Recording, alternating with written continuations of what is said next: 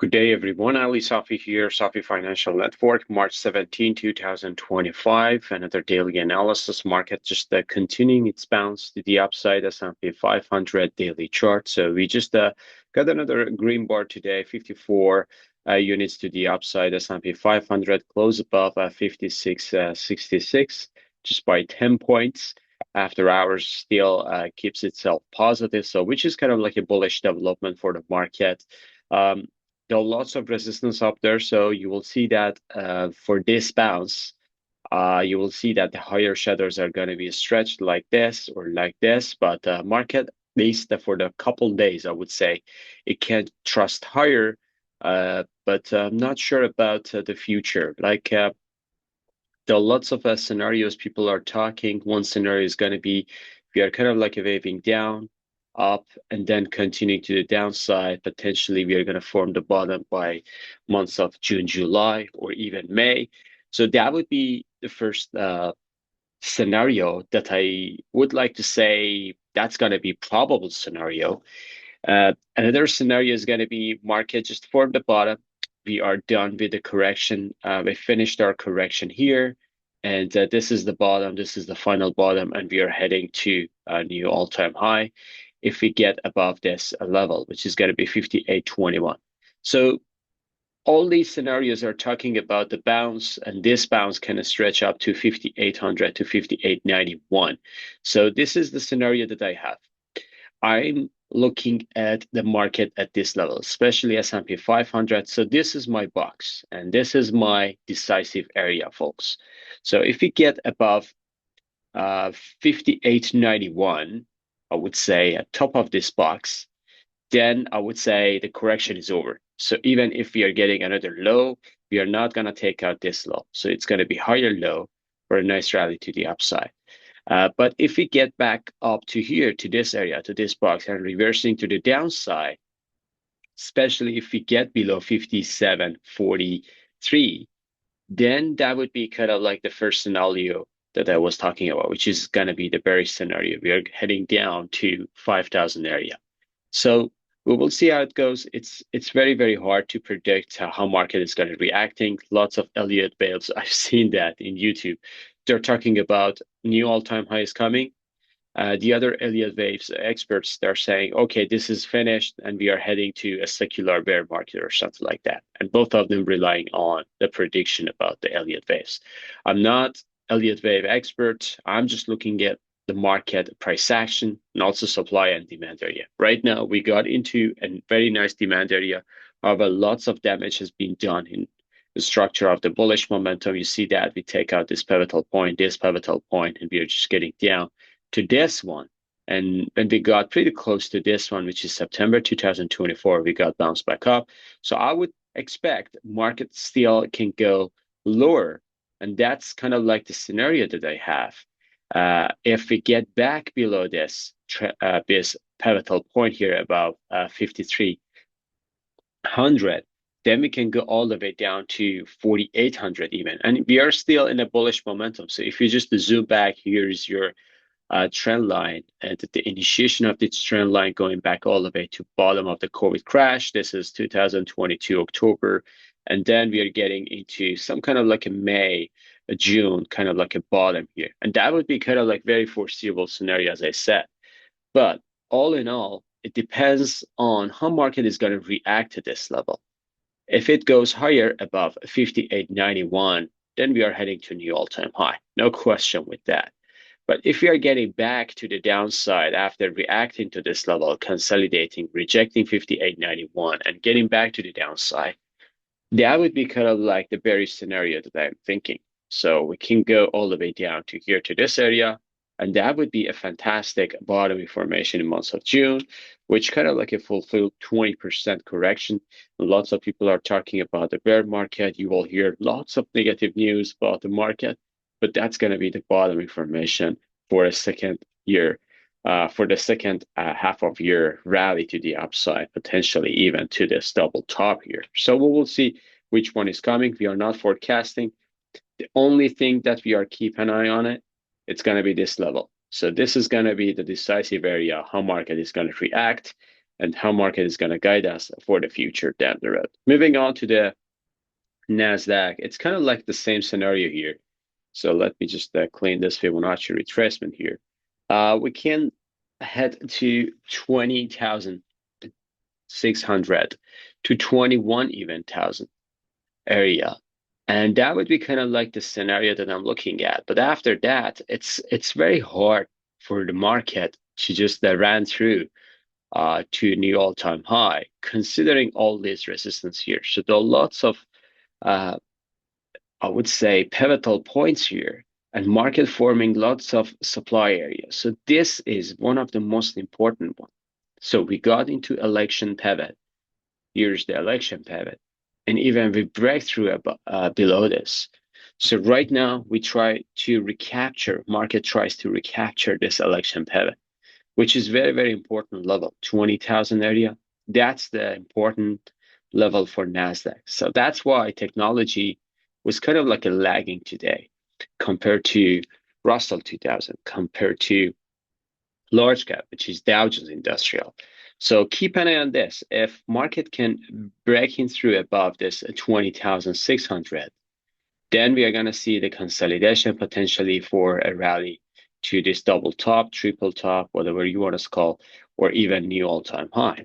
But if market just retracing back down after hitting this area, getting back to the downside, get back to this pivotal point, I would say most probable scenario is going to be we're going to test this August low here. At least we're going to go all the way down to 17,000 area. So we will see which one is coming first. But all in all, just keep an eye on this level, which is going to be top of us. Moving on to the large cap, which kind of like a better structure, if you ask me. Even if it goes to the downside, it's not going to be huge downside.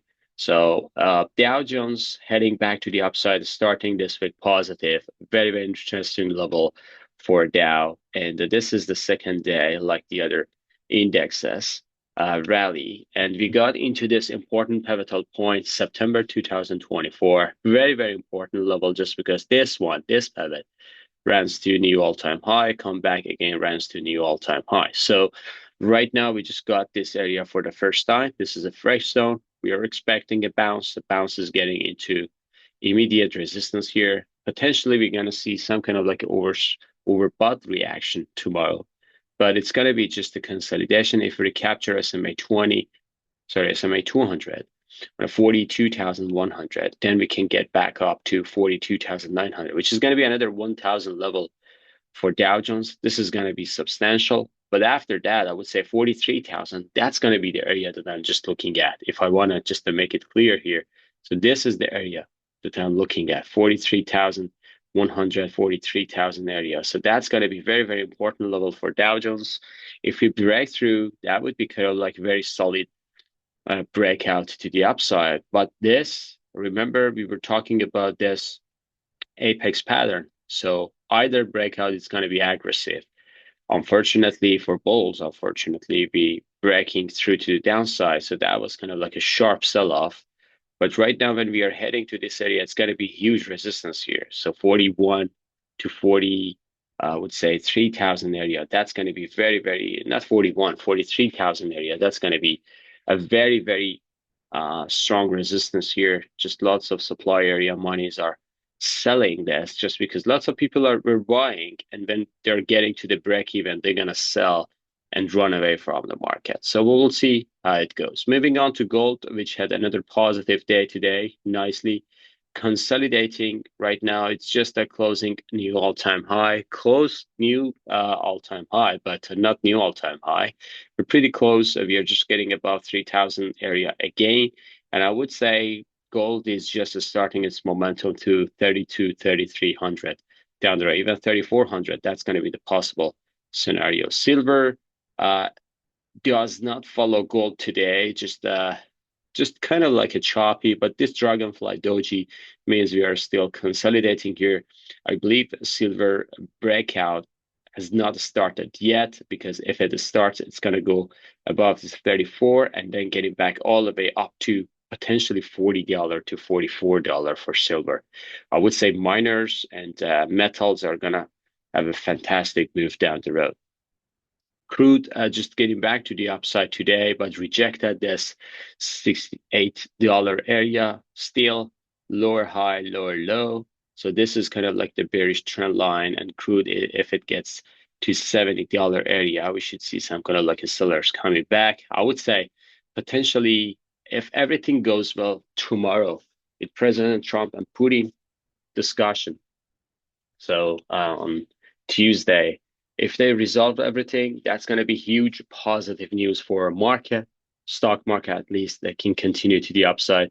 Crude can go down. And if news coming on the other side, like the contrary side, is going to be a very bad news for the stock market, and potentially it's going to increase crude price as well to 71 to 74, but crude needs to go above 74 to give it like a bullish momentum. Otherwise, it's going to be just a steal, get that cat bounce. Bitcoin just forming a high today, but not that strong. So it can go higher to 92,000. I would say if it goes above 92 to 94,000, it can go to the higher high, even the all-time high. But right now, I would say Bitcoin, like stock market, can go to this area, and we should wait for a potential a reversal to the downside. Still looking for some kind of like a downside move to 72, even 60 to 64,000 area. That's the area that I'm looking at for Bitcoin to get back all in.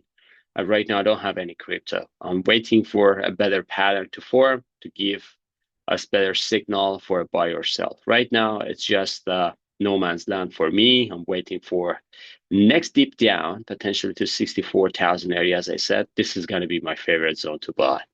Ethereum, the same, still struggling to hold above 2,000. Whenever it tackles, it just sold off. Right now, it's forming a bearish consolidation here. Another bearish consolidation, something like this, something like this.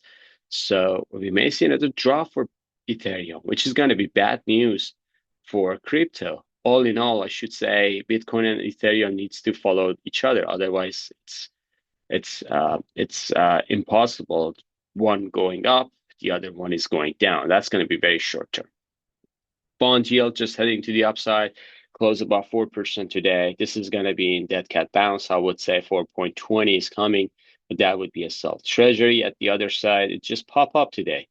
And sellers just to control, still forming a bull flag here. It's going to be slow, but I would say this one is poised itself for another rally, potentially to 100 area. I would say this 93 to 94, that's going to be the first level, then 100, and then after that, 103, 105 is coming down the road. So we'll see how it goes with Treasury, but I would say this is bullish. This is not bearish. VIX just going down today, $20, 2051. Still, it can go lower for the next potential top in the stock market bottom in VIX. Dixie heading down today. Seems like it's kind of poised itself for another advance to the downside. So that acceleration to the downside can trigger gold price and bond as well. Apple technology name going higher today. Tech was lagging today. So they were not doing well today. Apple was one of the handful names that were positive. Look at Amazon. Amazon is down. It's not doing well at all. It's especially in this sharp sell-off. It doesn't have enough momentum, even for a bounce. So Amazon can go lower. It's still, I believe, 180 could be a good spot for buy right now. It's just consolidating choppy. Meta, the same pattern here. So remember, Meta was one of the best one, going all the way up to 740, 39.40. But after that, right now, it's a 600 area. So $140 to the downside. That's a lot. Microsoft, slightly better bounce, but all in all, it's far away from its new all-time high. So the brand new all-time high was July 2024. And look what happened. Where are we now? So if you are a Microsoft holder, since July, you are negative. You are not doing well. So Microsoft is down. So this means this $3 trillion, I would say, market cap company doesn't go anywhere. So that's why Nasdaq is lagging. Google, the same pattern here. It's just they're going down. I would say Google can go down here to 140 for the next drop. And that would be kind of like potentially the next phase of the stock market top. We can see these stocks are coming back, continuing to their downside levels. Netflix, the same pattern, but better, going higher. Got it. Top of this white range bar, rejected. 960, close at 950. Not a bad session for Netflix overall. Tesla, just a very bad day for Tesla. When market was positive, Tesla was negative due to Mercedes CLA. I would say they just announced their new model, and it's kind of like a beating technology-wise, and also about the range of the car actually is better than Tesla model. I would say three, and that's why Tesla hammered today. But this is not bad still compared to this capitulation. Tesla forms the bottom at least for a bounce. We need to see Tesla is getting back to 270 and close above it if it wants to go back potentially to 309, 325. So we'll see how it goes. Taiwan not Taiwan's SMH semiconductor index have a good day. So going back up nicely after this bounce on March 11. This one is just bottoming. This is the first sector bottom at that capitulation to the downside. So this is positive. Stocks the same pattern here, going higher today, positive. Taiwan Semiconductor bounced back up nicely, so 176. AMD just nicely going back up and rejected after hitting this trend line. So we need to see AMD is getting back to the upside above 105. So that would be the candle for AMD to go higher. So we'll see how it goes for AMD. I'm kind of like a bull on this. Still looking for 90, 97 as like a weekly demand. We nicely hit that area. Collect the orders, getting back to the upside. We need to see a bullish momentum continuing to the upside to close above 116, 122 to change the structure to the upside. Nvidia, the darling, actually did not well today. 119 hit a kind of like a gapped up, but coming down again. Short sellers covered their positions right now, 119.53. Texas Instrument nicely reversing to the upside.